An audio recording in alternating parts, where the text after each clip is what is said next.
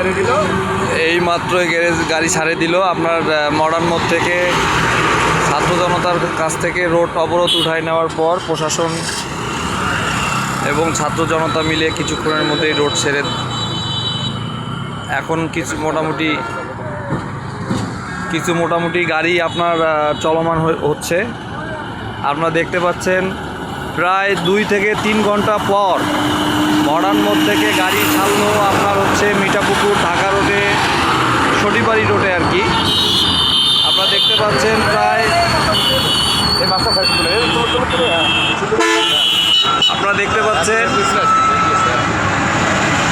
এই 3 ঘন্টা সাধারণ জনতা 3 ঘন্টা হয়রানিমূলকভাবে কষ্ট পাওয়ার পরেই গাড়িগুলা আবার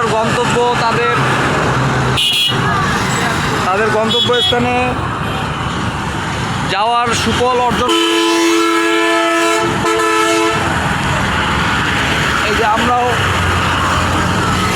এখনই রওনা দিলাম 3 ঘন্টা অবধি আপনার সাধারণ জনতার কষ্টের সাফল্য চলে আসবে।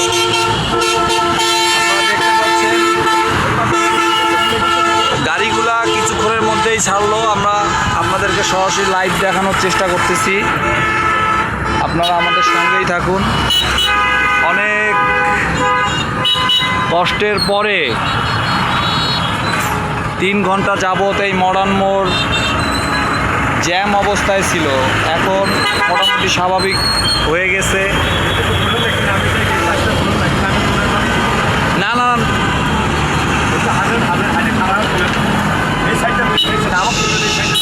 সাধারণ জনতা অনেক বড় জাম থেকে আমাদের সাধারণ জনতা অনেক বড় জাম লাগে গেছিল। প্রায় 3 ঘন্টা যাবত আপনার সাধারণ জনতা জামে ছিল। এখন